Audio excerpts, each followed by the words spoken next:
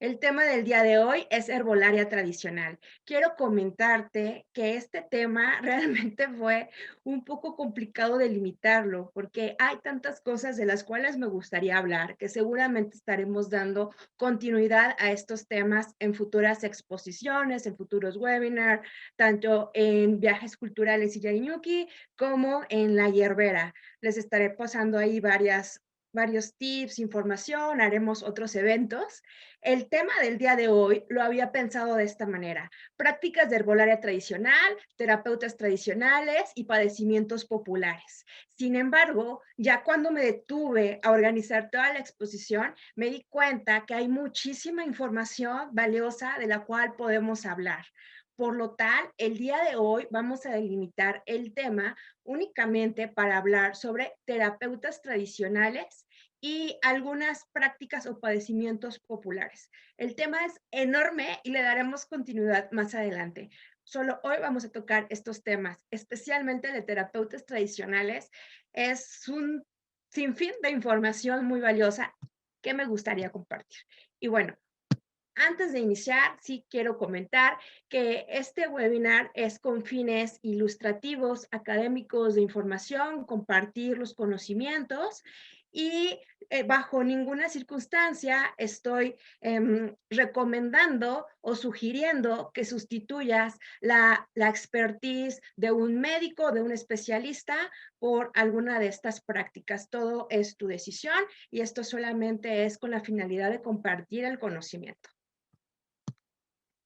Y quiero empezar, como ya es tradición en todos los webinars, en todas las megaclases que doy, con una frase. Quiero que la pienses a lo largo de toda esta exposición y dice: vivimos en un planeta azul que da vueltas a una bola de fuego con una luna que mueve mares. ¿Y no crees en la magia? ¿Y ustedes creen en la magia? Al final de esta exposición, por favor, compartan conmigo todos sus comentarios. En este momento no puedo revisar el chat. Si lo reviso, me salgo de la exposición y se pierde un poco el hilo de la plática. Pero al final, por favor, quiero que me platiques, ¿crees en la magia?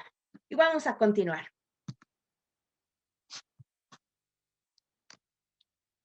Para iniciar, me gustaría dar la definición de medicina tradicional.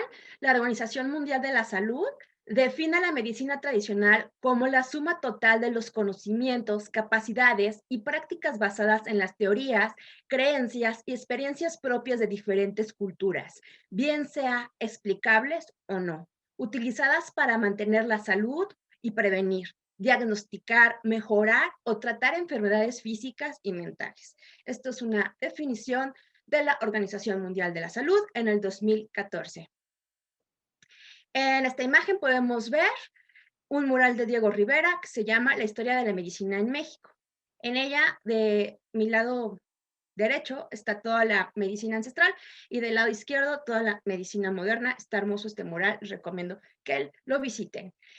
Y bueno, la medicina tradicional es considerada por la Dirección de Medicina Tradicional y Desarrollo Intercultural como un sistema de atención a la salud que tiene sus raíces en conocimientos profundos sobre la salud y la enfermedad de los diferentes pueblos indígenas y rurales de nuestro país.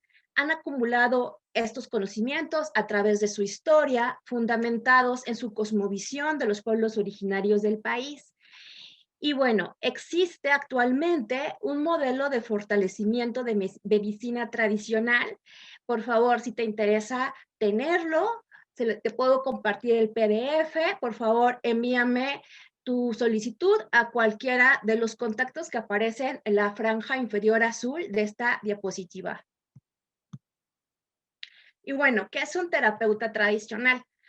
Es importante definir también qué es un terapeuta tradicional. Son personas que pertenecen a las comunidades indígenas y que poseen un don o característica distintiva para prevenir las enfermedades, curar o mantener la salud individual, física, emocional o espiritual, colectiva y comunitaria respecto a la forma de interpretar el mundo, de acuerdo a su cosmovisión, del modelo indígena tradicional. En esta imagen es de una reunión en el 2018 por parte de la UNAM con el Programa Universitario de Estudios de Diversidad Cultural y la Interculturalidad, que se llevó a cabo en el Centro de Artes Indígenas del Totonacapan, en Veracruz, muy cerca del Tajín, donde se está planeando abrir la primera escuela de médicos tradicionales totonacas, y se reunieron ahí en el 2018 especialistas de la UNAM en el Parque Tax, Taquilsucut, es un poco difícil pronunciar, y se reunieron ahí personas de la UNAM con 70 médicos tradicionales totonacas para empezar a hacer este primer escuela de medicina tradicional totonaca que se va a llevar a cabo allá en Veracruz. Esto fue en el 2018. A partir de ahí hemos visto en las redes sociales un montón de páginas que están tratando de, bueno, que nos están informando sobre este suceso y la futura apertura de esta escuela. Sin embargo, no encontré la continuidad de en qué parte va el proyecto. Solamente encontré noticias, las últimas del 2019, que se estaba trabajando en la apertura de esta escuela en conjunto con la comunidad, pero no encontré más información. Si tú tienes más información o sabes si ya se abrió esta escuela, que yo creo que se debió haber suspendido debido a causa de la problemática de salud que estamos viviendo a nivel internacional, mundial, pero estará súper interesante y va a estar increíble esta primera escuela que esté conjuntando toda esta sabiduría de terapeutas tradicionales. Me encanta la idea y quería compartir contigo este avance. Y bueno,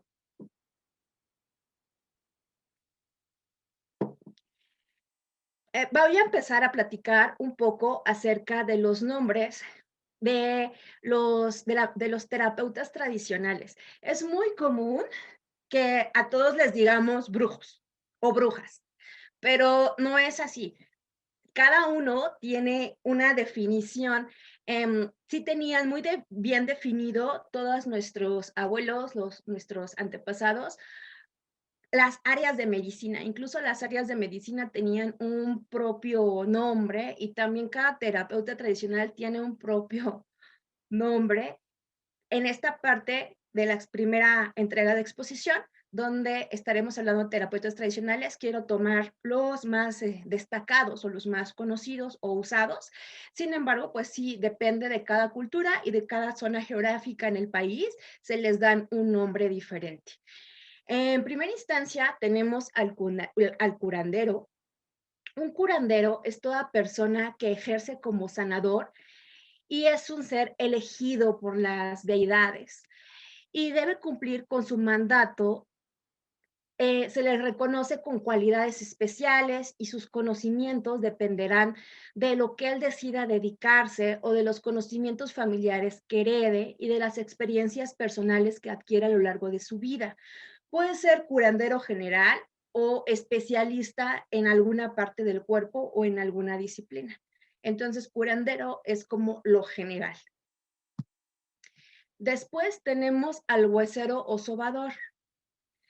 Esto es diferente. El sobador se especializa en el aparato muscular y se acude a él cuando hay un órgano fuera de su lugar, como la conocida caída de mollera o la caída de matriz. Ahí se acude a un sobador. Y el huesero atiende problemas del aparato musculoesquelético, como torceduras, huesos rotos y otros padecimientos referentes al aparato óseo. Para ser huesero es necesario tener un don otorgado. Todas las personas que se dedican a la sanación tienen que tener un don, o bajo esta cosmovisión es que ellos inician con un don, con una señal. Además de las cualidades innatas para el desempeño de la especialidad, el conocimiento tradicional y la experiencia que va adquiriendo en la práctica. Muchos de todos estos conocimientos son heredados. Es muy común que el bisabuelo era huesero o sobador y después lo pasó al hijo, y ahora el nieto es quien ejerce esta actividad. Ustedes coméntenme, es muy común que te lastimas en algunas comunidades rurales y que te recomiendan que vayas a que te soben. ¿Alguno de ustedes ha asistido?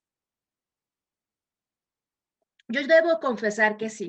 Yo hace, pues ya tiene unos bastantitos años, mm, tuve un pequeño accidente, me caí patinando y, pues, en la inconsciencia, después en una, festividad de fin de año en la oficina donde trabajaba anteriormente, se me ocurrió que era buena idea subirme al toro mecánico y no fue para nada buena idea. Entonces terminé lastimándome más, era muy doloroso, acudí con varios quiroprácticos y médicos, no podía ya dormir, me era muy incómodo, entonces alguien me recomendó a un huesero, a un sobador que estaba anteriormente, porque trascendió en el 2019 trascendió, estaba por Acolman, creo que es la comunidad, sí, en el Estado de México, y yo tenía mucho miedo de entrar al lugar,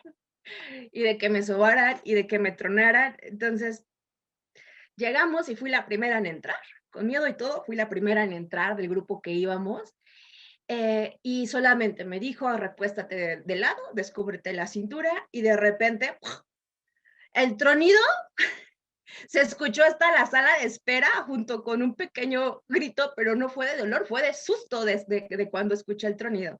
Entonces, a partir de ese momento, me pidió que regresara, en 4 sesiones separadas por un plazo de una semana, y no volví a tener ningún problema, y actualmente no tengo ningún problema del tipo.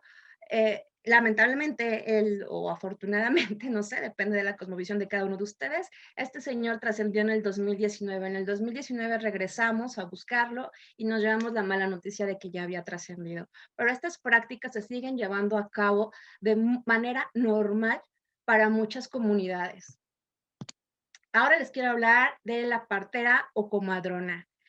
La partera, las parteras tradicionales unas, son personas que se encargan como tal de recibir a los niños, de llevar el embarazo antes, en el parto y después atención posparto. Y forman parte de la medicina tradicional indígena. Son reconocidas por la Organización Mundial de la Salud y el marco normativo mexicano.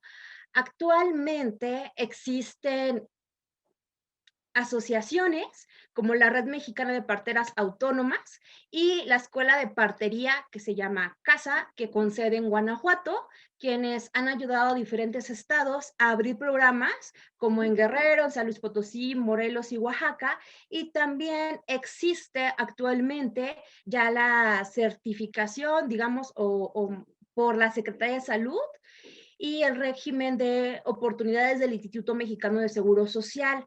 Ya está todo esto regulado y han vuelto a ser reconocidas, incluso certificadas, y actualmente hay también en la Ciudad de México organizaciones de redes de parteras o comadronas.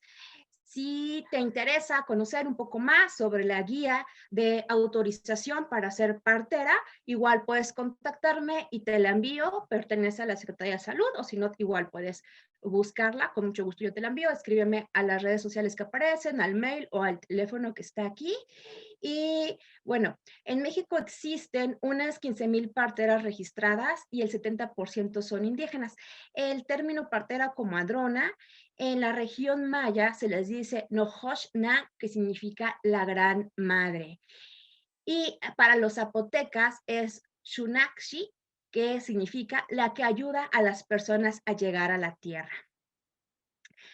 Igual en el Estado de México hay varias parteras certificadas. Incluso conozco a mujeres que han tenido a sus bebés con parteras y bueno, están en perfectas condiciones. Buscando un poco más, investigando un poco más para la exposición del día de hoy, me encontré con varias noticias en periódicos donde escriben varias notas que nos dicen que actualmente, debido al COVID-19, el número de partos asistidos con parteras y comadronas aumentó de una manera sorprendente.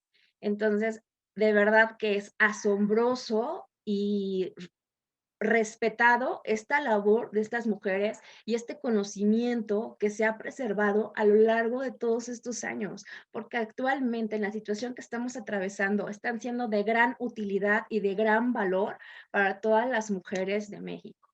De verdad, desde donde estén, si alguna partera me está escuchando, le envío mis más sinceros agradecimientos y admiraciones. Es un trabajo sorprendente, mágico.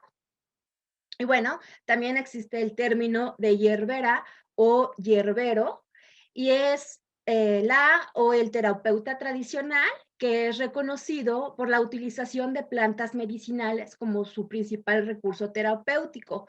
Es poseedor o poseedora de un profundo conocimiento de las plantas, sobre cómo deben ser colectadas, cuándo, cómo sembrarlas, cuándo, cómo prepararlas, qué dosis deben usarse y cuáles son las contraindicaciones posibles del uso de estas plantas.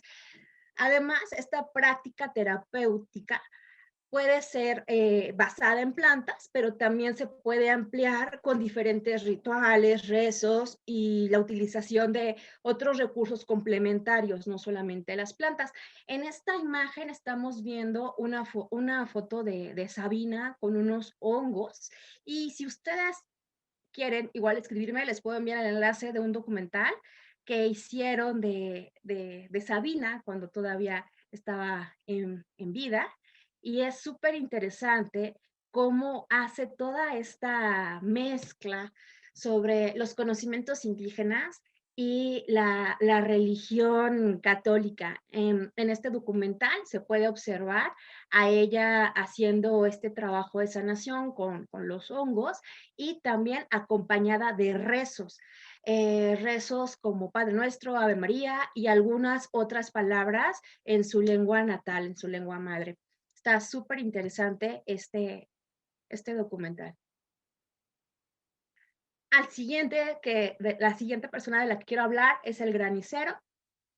El granicero me asombró cuando pues, no sabía que existía, cuando descubrí que existía este personaje, bueno, esta persona, y la actividad que hace me causó un completo asombro, porque yo, como lo he comentado anteriormente, soy de el rumbo oriente, de por allá por Monte Tlaloc, todos esos pueblos, y por ello es muy común que existan graniceros, y yo no lo sabía, de las ofrendas que hacen en el Monte Tlaloc, que hacen en el Popocatépetl, en el Iztaccíhuatl, y que siguen existiendo. Y también ellos ya lo llevan a cabo de una manera en la que han estado mezclando también los rezos católicos con sus conocimientos ancestrales indígenas. Y bueno, un granicero es un especialista cuya actividad es la la atracción de la lluvia. Su actividad se encuentra estrechamente relacionada con los cambios climáticos, como llamar a la lluvia, a los vientos fuertes y a hacer que llueva. Todo su trabajo está relacionado con el ciclo agrícola, aunque también tiene determinada atención hacia el movimiento de esta agua como tal. Él trabaja con el agua. La ubicación de las personas que realizan esta actividad principalmente se encuentra en los estados de México, Morelos y Tlaxcala. Ellos son elegidos por las deidades del agua, Tlaloc, y la manera en la que ellos saben que son elegidos es porque sobreviven cuando les cae un rayo. Entonces, imagínate, qué sorprendente. Uno, que sobrevivas a que te caiga un rayo. Y dos, que esta sea la señal por la cual tú recibes el don mediante las deidades, las energías del agua, de que tú en la tierra vas a ser la persona que esté en contacto con estas energías del agua y que sea como el mensajero, el intermediario entre los humanos y estas energías, estas deidades del agua.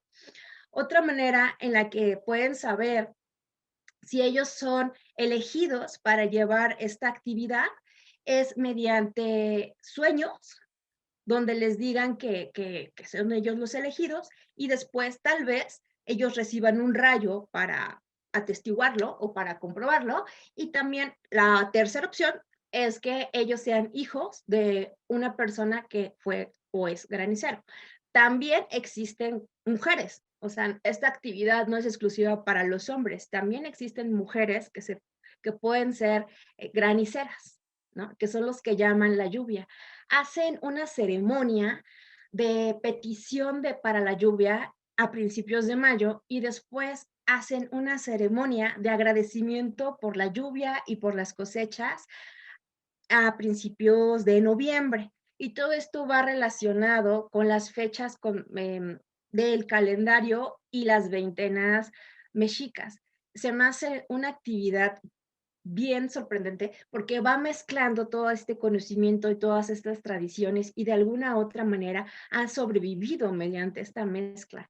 Entonces, he encontrado también que recientemente hicieron documentales sobre estas personas, sobre los graniceros, y si ustedes igual tienen interés, con mucho gusto les comparto los enlaces, por ahí escríbanme, y si no, también pueden googlearlo y les aparecen varios videos de lo que ellos hacen.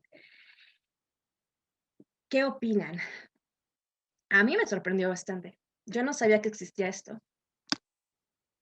Y eso que vivo por esa zona, pero ni enterada estaba. La verdad que hace algunos años que me enteré y me sorprendió bastante esta cosmovisión. Me asombró. Por otra parte, tenemos a los brujos y a los hechiceros. Y bueno, un brujo en México es un especialista que posee una dualidad de provocar una enfermedad o como popularmente se conoce un daño de hacer maldad y la capacidad de curar ese tipo de enfermedades. Se le atribuyen las facultades de controlar las fuerzas sobrenaturales y de actuar como un interlocutor con su máximo representante, que por lo regular es un representante negativo, de mal. Y también existe esta denominación o diferenciación. En algunos lados les dicen brujos, en Sonora les llaman diableros o también pueden ser hechiceros. La palabra diablero se utiliza especialmente en el estado de Sonora y denota a una persona malvada que practica la magia negra y puede transformarse en un animal. Por lo regular, un ave, un perro, un coyote o cualquier criatura. Es muy similar la palabra brujo a hechicero, aunque normalmente se le dice brujo o bruja al que se dedica al mal. Esto es en México. Yo sé que hay muchas otras cosmovisiones, tradiciones y culturas donde las brujas no ejercen exclusivamente maldad, pero bueno, en México al brujo o a la bruja se le considera la persona que trabaja el mal. El hechicero o hechicera es el que hace lo mismo, pero hacia el bien. Y el diablero es el que utiliza la magia negra, según en el estado de Sonora, para transformarse en un animal. Es donde empiezan un poco las confusiones acerca de brujo, hechicero, chamán o nahual. Hay un montón de definiciones acerca de esto, pero principalmente encontré que los chamanes son las personas con la capacidad de restablecer el equilibrio entre los seres humanos, entre ellos, la naturaleza y el mundo espiritual. Y bueno, los chamanes también tienen ciertos nombres específicos según la zona geográfica del país. En Ejmen se les llama entre los mayas peninsulares. Maracame, el que cura cantando, es llamado así para los wixárikas, los mal llamados huicholes. Xilol, que significa vidente, para los tzetzales y tzotziles. Y Shurihki, entre los purépechas, se les llama así a los chamanes, Neazomil entre los huaves. Entonces, recordemos, para las diferentes partes de México tienen un nombre especial estos chamanes. La palabra chamán, ampliamente usada por los antropólogos, se ha aplicado a sabios mexicanos que manejaban o dominaban lo que podría considerarse como la magia más avanzada. Sin embargo, esta palabra o esta definición, perdón, sin embargo, esta definición de chamán va más adecuado a lo que se podría llamar como nahual, aunque bajo la concepción católica del bien y del mal que tenían Sahagún, el chamán, el nahual adquiere una definición que ha venido arrastrando a lo largo de todos estos, de este tiempo, a partir de que llegaron acá, pues la religión católica. Aquí sí es cuestión de una cosmovisión de acuerdo al catolicismo. A partir de que llegó la religión católica, la palabra nahual ha sido de miedo, del mal, del demonio, del diablo. Y Sahagún apoya mucho esta definición de maldad, ¿no? Tiene, tiene varios escritos donde dice que un nahual es quien adquiere una forma de animal, que se transforma en ave, que se transforma en coyote, que se transforma en perro, que se chupa a los niños, que hace maldad y que roban y espantan a la gente. Prácticamente hay un montón de definiciones de nahual que hablan acerca de un ser increíble que utiliza sus poderes para transformarse en un animal y hacer maldad, chupar niños, eh, robar, espantar a la gente y bueno, realmente me acuerdo que una vez un amigo me dijo, bueno, ¿y por qué te transformarías en un animal para espantar a la gente o para robar? No lo sé, ustedes díganme. Según Sahagún, el nahual es el hombre que tiene pacto con el demonio y se transfigura en diversos animales.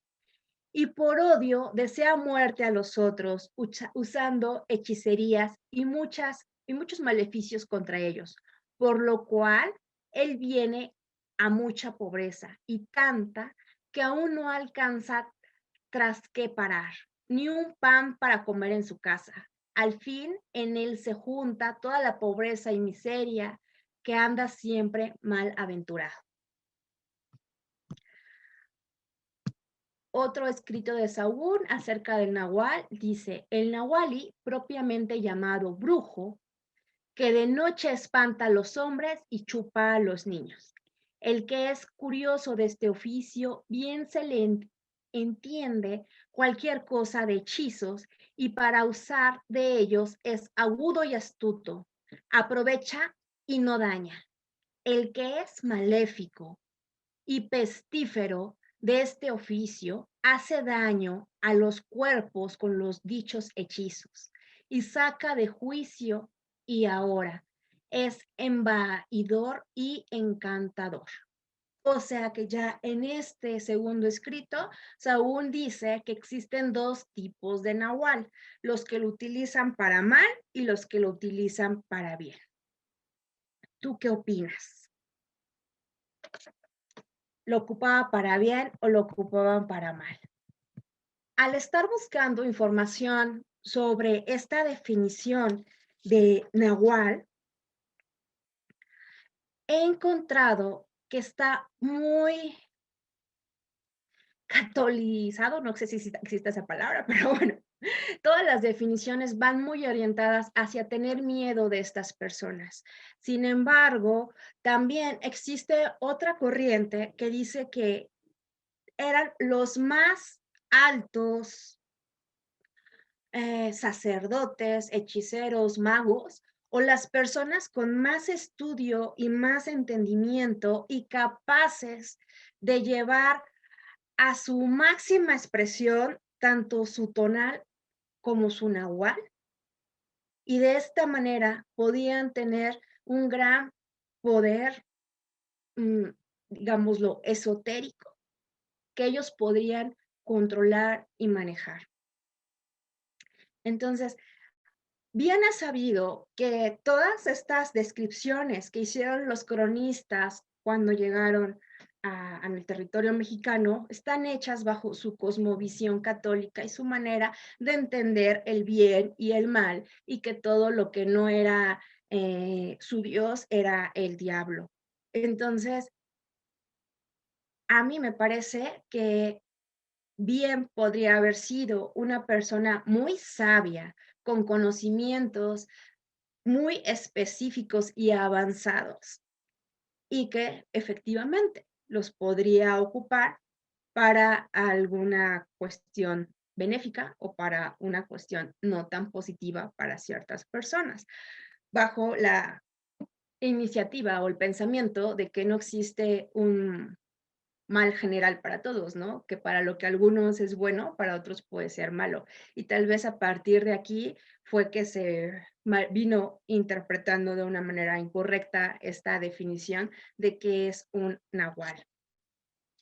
Estuve leyendo recientemente un libro que les quiero comentar, se llama El nahualismo en la medicina tradicional, es de el Instituto Tzapin de Medicinas Complementarias, y en este libro al final deja una nota abierta acerca de lo que podría ser un nahual, y quiero hacer mención de ella.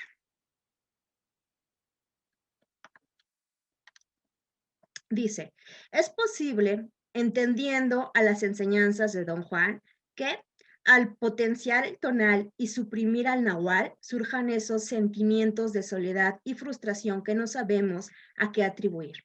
Puede ser que esa falta de unidad nos produzca desequilibrios internos que se reflejan necesariamente en desequilibrios con el universo y propicien depresión y enfermedad. Sin embargo, sería muy peligroso intentar dejar salir al nahual, pues si no tenemos la capacidad para controlarlo, podría hacernos más mal que bien. Esto lo toma de las enseñanzas de Don Juan de Castañeda, y bajo este último párrafo termina el libro. Sí deja muy abierto sobre lo que podría ser un nahual. ¿Ustedes qué opinan? Por favor, quiero escuchar sus comentarios al final. Todo mundo hemos escuchado alguna vez de esto. Incluso quiero comentarles, quiero compartirles una experiencia que tuvimos en viajes culturales. Íbamos hacia Cuetzalan y nos tocó un operador con el que nunca habíamos viajado. Iba con una energía muy negativa, em, hablando muy fuerte, como enojado, todo el tiempo estuvo tenso, y de repente se atravesó un animal en la carretera, y yo dije, era de noche, entonces yo dije, el nahual, y se volteó muy enojado a verme y me dijo, no te burles, no te burles de eso. Entonces, pues, me quedé callada. Le dije, ¿por qué? Y me dijo, porque yo atropellé a un nahual. Y lo dejé ahí, no me detuve. Entonces, a partir de ahí, me empezaron a pasar cosas negativas en mi vida. Me quedé callada y él dijo, pero en este viaje me quedé en el estacionamiento, que me quedé en el pueblo, se acercó a mí un señor y me dijo que en su sueño había visto que tenía que ir al estacionamiento y que tenía que ir conmigo y tenía que curarme por lo que me había hecho el nahual. Entonces me comentó que este señor llegó, le dio un amuleto y lo curó, y llegó diciéndole, vengo a curarte por lo que te hizo el nahual. A partir de ese día, sin que él nos los comentara, porque eso ya no los comentó hasta que regresemos del viaje, el señor cambió su actitud. El señor ya empezó a ser más amable, se le veía más tranquilo, más calmado. Y cuando veníamos de regreso y yo dije esa tontería, de repente él me empezó a platicar toda la historia, y a partir de ese momento, y en ese pueblo que realmente sí es mágico, tiene mucha magia ese pueblo de Cuetzalan, cambió mi percepción.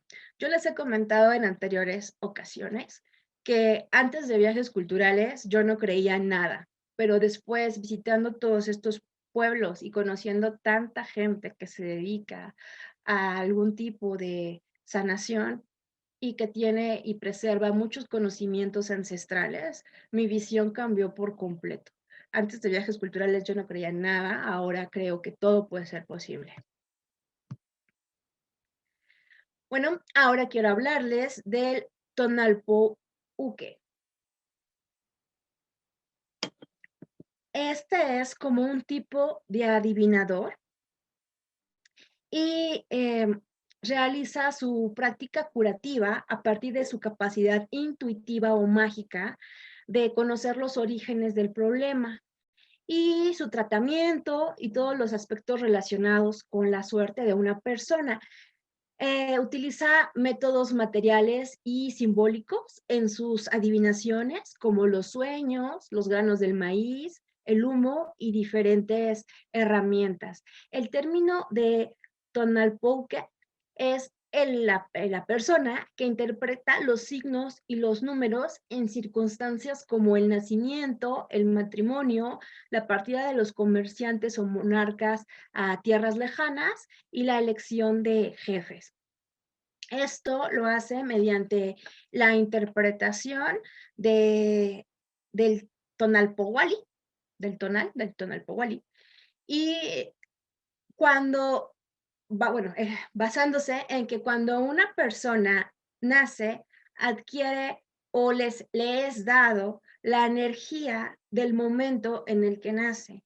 Y esa energía, ese momento especial en el que él nace, es regido por deidades, digámosle, deidades, que van a hacer que esta persona tenga cierto destino de nacimiento o que esté acompañado por ciertas cualidades especiales que van a forjar su personalidad. Entonces, cuando los niños nacían, se les hacía una lectura o asignación del tonali y se le decía qué energías lo acompañaban y de acuerdo a estas energías, pues era la personalidad que el niño o la niña podía desarrollar y también a lo que él se podía dedicar. Sin embargo, si esta persona nacía en un día no tan favorable, también se podía componer porque hacían ciertos rituales y hacían ciertas ofrendas en las cuales se les daba indicación a los padres de que el niño no tenía que salir hasta cierto día que le favoreciera más. Ellos, mediante la interpretación de las energías que se manifestaban en los días de acuerdo a los calendarios mexicas, eh, podían saber qué día era favorable para hacer prácticas comerciales o para hacer elecciones de jefes en la comunidad y también mediante este conocimiento ellos podían sacar o decir el destino de las parejas cuando querían unirse en matrimonio. Entonces, dependiendo de sus energías de nacimiento, podía decir si ese matrimonio o estas parejas, no existe como tal el término matrimonio, esta pareja que se iba a unir iba a tener un buen destino o no iba a ser tan bueno. Entonces les decía, bueno, tu pareja no es tan favorable que se unan. Y entonces, pues tú decías, ay, es que lo amo, es el amor de mi vida. O bueno, te ponías necio, necia y decías, es que estoy enamorada y quiero casarme con él. A pesar de todas las advertencias que ya se te habían dicho, seguías ahí de necio, queriéndote casar. Ya se te dijo que no, pero ahí estás, ¿no? Ellos también podían hacer algún tipo de ceremonia, ritual y ofrenda para ayudarlos a que su matrimonio, bueno, su vida en pareja fuera más sana emocionalmente o con un mejor futuro. Entonces, igual me parece bien interesante esta práctica. Actualmente, pues sí, siguen existiendo personas que han ido heredando el conocimiento de la interpretación del tonal powali, la lectura, y también Existen incluso ya herramientas, por ahí hay algunas páginas en internet que he encontrado, no sé de qué tan certeras sean y aplicaciones que han surgido, pero sí existen personas que se dedican a esto. Em, por ahí alguna vez se expuso en un webinar la abuelita Xupatpalot de Teotihuacán. Ella se dedica a hacer estas interpretaciones y por ahí, si me haces favor, Samuel, de buscar el enlace del webinar por si quieren consultarlo o verlo más tarde y aprender un poco acerca de cómo se siguen haciendo estas interpretaciones de las energías que nos acompañan de nacimiento. También nos explicaba la abuelita Xupatpalot que estas energías y conocerlas pueden ayudar a que tú potencialices todo eso a tu favor y que puedas equilibrar las cosas que no son del todo favorables para ti. También existe la figura de rezanderos y este es un especialista en medicina tradicional cuya principal forma de atención es de las enfermedades o de los problemas de salud de las personas, es a través de los rezos, oraciones, plegarias y súplicas, oración.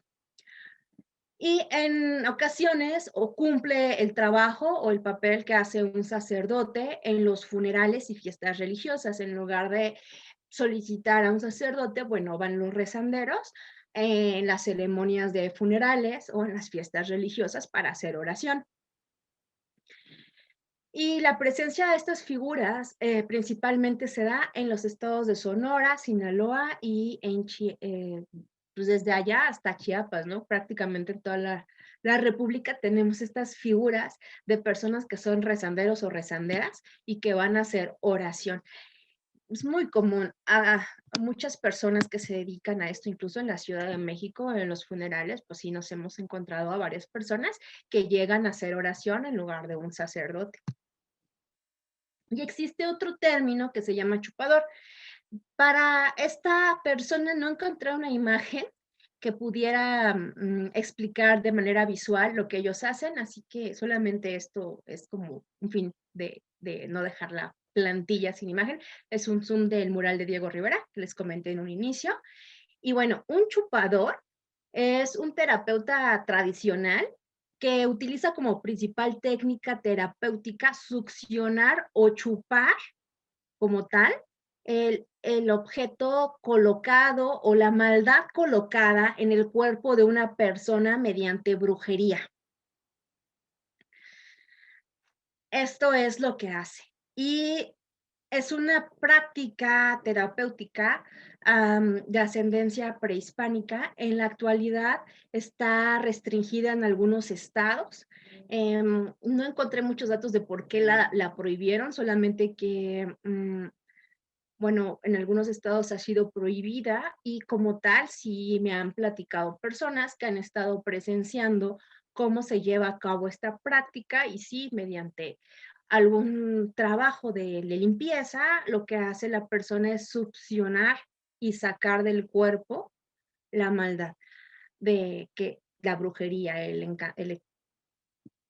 lo que le hicieron a la persona. He encontrado algunos testimonios de personas que dicen que les han succionado animales como gusanos del cuerpo, que eso es la maldad que les habían puesto.